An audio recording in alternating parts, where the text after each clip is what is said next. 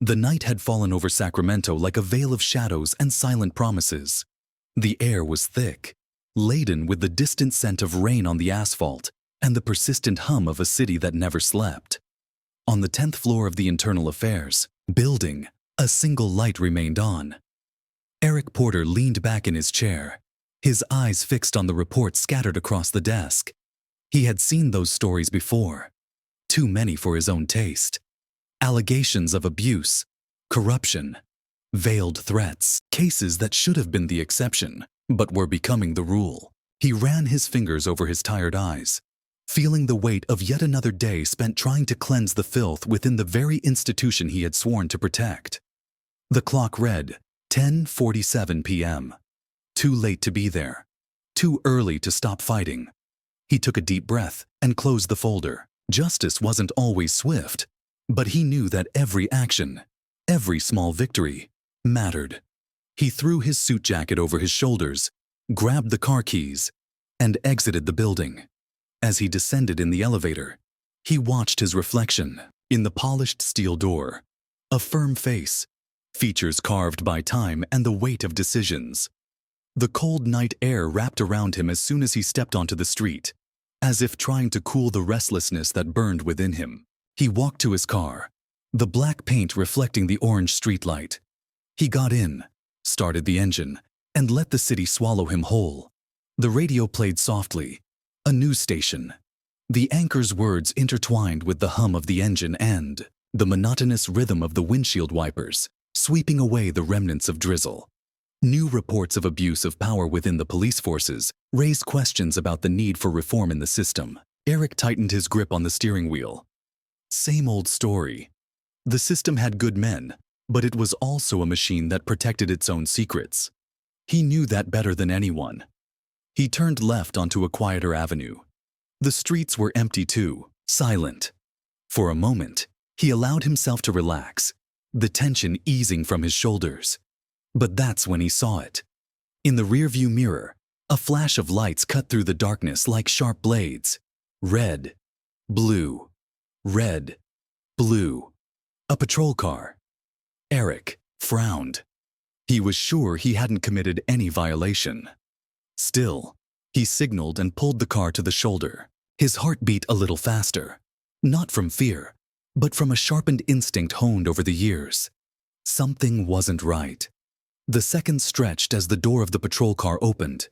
A man appeared, his rigid silhouette outlined against the headlights. Slow, calculated footsteps echoed in the night.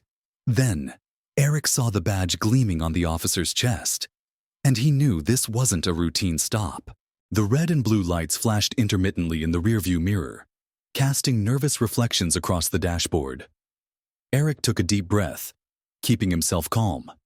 This wasn't the first time he had seen those lights. But this time, he wasn't the investigator. He was the one being stopped.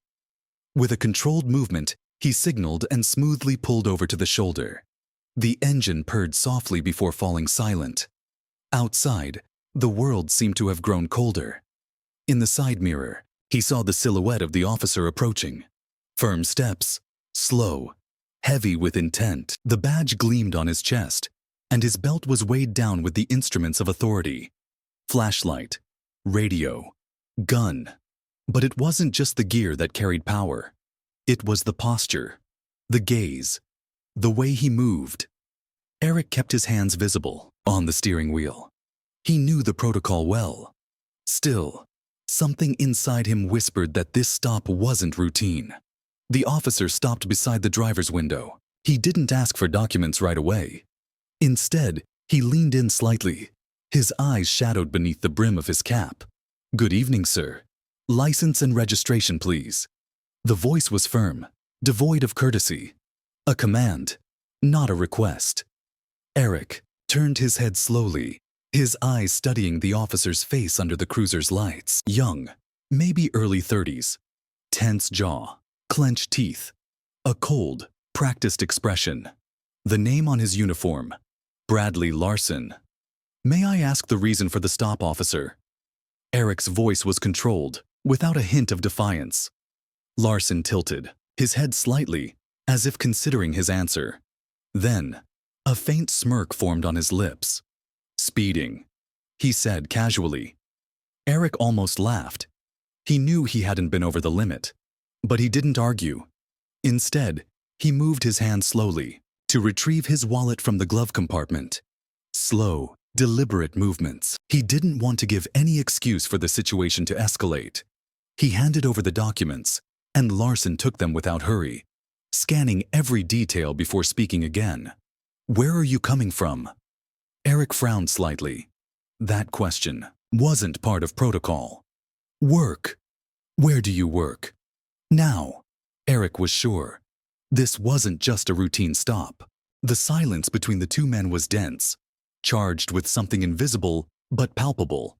The police cruiser's radio crackled in the background, murmuring indecipherable codes, but Larson seemed to ignore it. He was focused on Eric, on the details of his face, his movements, the way he responded. Eric, for his part, had played this game before, but never from the wrong side of the table. "I asked where you work," Larson repeated, slightly rotating the documents between his fingers, as if they were cards in a deck he was still deciding how to play. Eric held his posture firm, his voice unhurried. "Internal Affairs, Sacramento Police." It was subtle, but Eric saw it. A brief stiffening of the officer's expression, a slightly longer blink, the kind of reaction someone has when they realize they may have made a mistake, but don't yet know how big it is. Larson looked away for a moment, as if rearranging his thoughts, but he quickly regained control, shaking his head lightly, as if the name Internal Affairs meant nothing to him. "Is that so?" he said, with a tone of indifference. "And what exactly do you do there?" Eric held the officer's gaze. He knew what was happening. Larson was testing boundaries, looking for weaknesses, trying to gauge how far he could push. "I investigate conduct like the one you're displaying right now," Eric replied, his voice steady, but with a weight in each word. Another silence. This time. Larson smiled. Not a friendly smile, but one that overflowed with irony. He leaned in a little further into the car, as if he wanted to close the space between them, make it more oppressive. "You know, Mr. Porter," he said, emphasizing the surname almost mockingly. "A lot of people claim to work for the government, claim to be cops, claim connections, but, in the end, on the side of the road, we're just two men."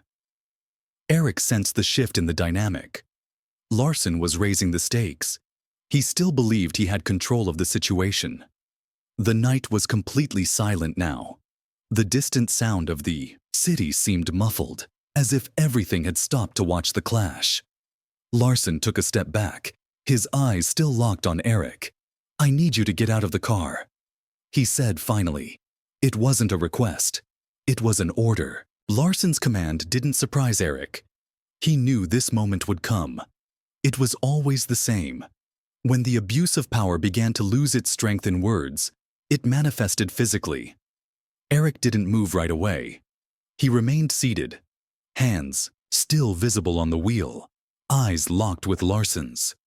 It wasn't fear. It was calculation. Every second that passed without him complying was a second in which he tested the true limits of this man. Larson didn't like the hesitation. His jaw tightened, and his right hand rested on the gun's holster, not in an openly threatening movement, but enough to make the message clear. "I told you to get out of the car." Eric released a contained sigh. He knew he could refuse. He knew the law was on his side. But he also knew that on this deserted road, in the middle of the night, the law was just an abstract concept. Slowly, he unbuckled his seatbelt and opened the door.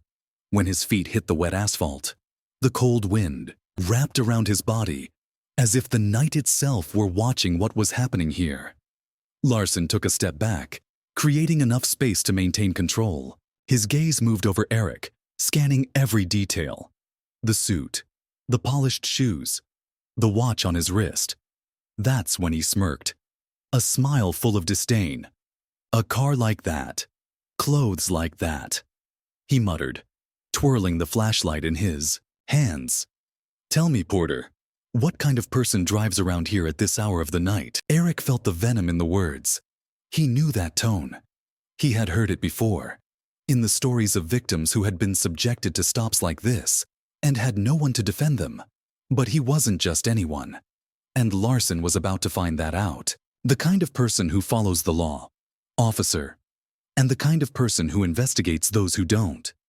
Larson narrowed his eyes for a moment, as if considering whether it was worth continuing the game. But he had already gone too far to back down. "Turn around and put your hands on the hood," he ordered. Eric held Larson's gaze for a moment before obeying. The metal of the car was cold beneath his palms, but the fire inside him burned.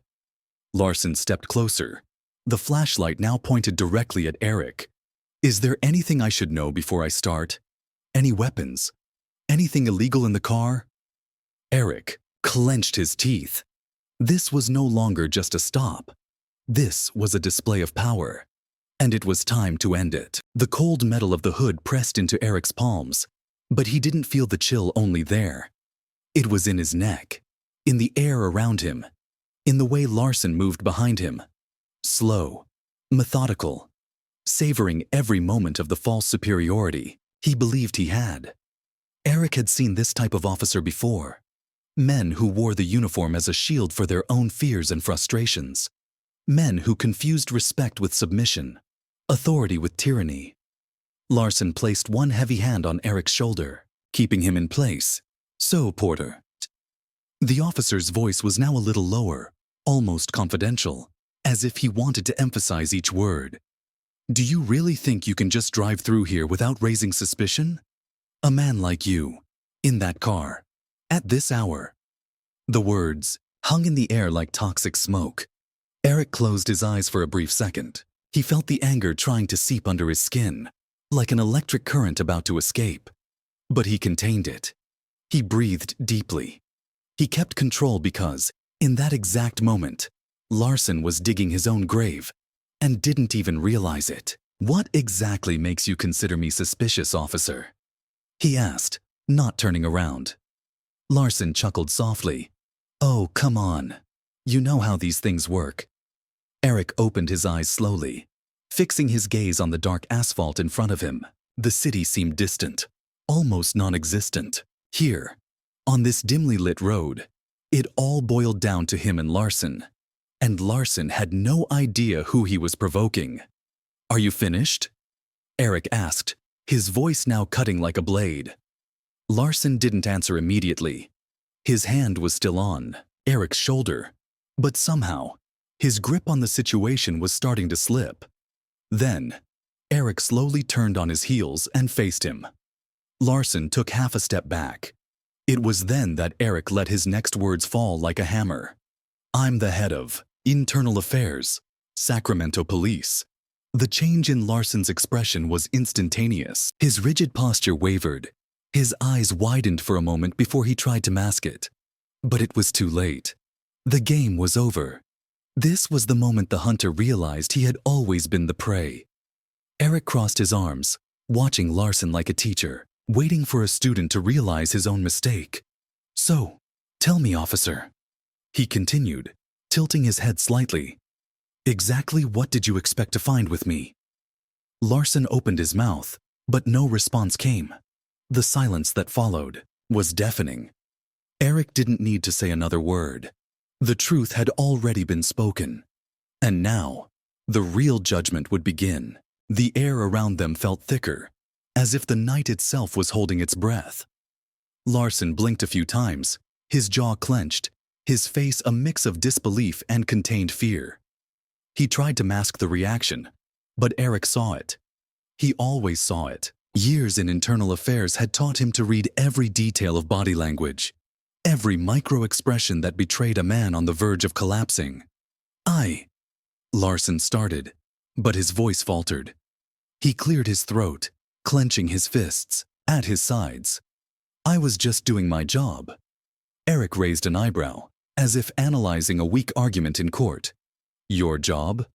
He tilted his head slightly. "Your job is to stop drivers without a legitimate reason, to pressure them, to test their limits to see how far you can go before they react. Larson licked his lips. His chest was rising and falling faster now. The power dynamic had completely shifted. Eric took a step forward.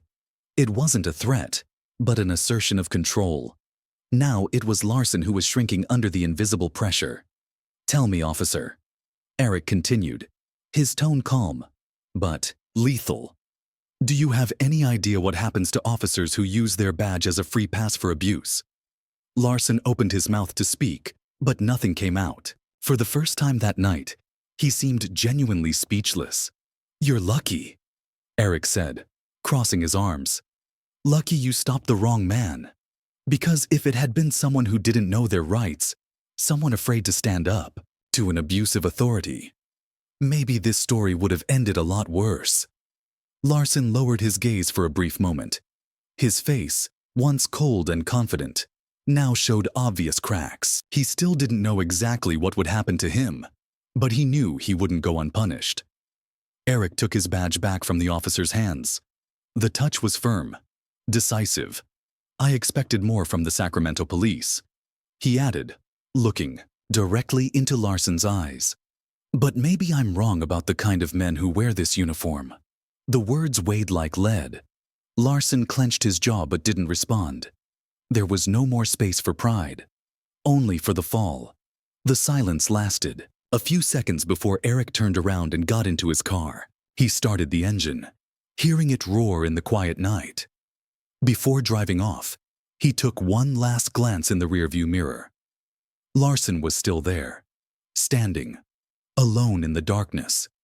A man who, just minutes ago, saw himself as the predator. Now, just another prey of his own ego.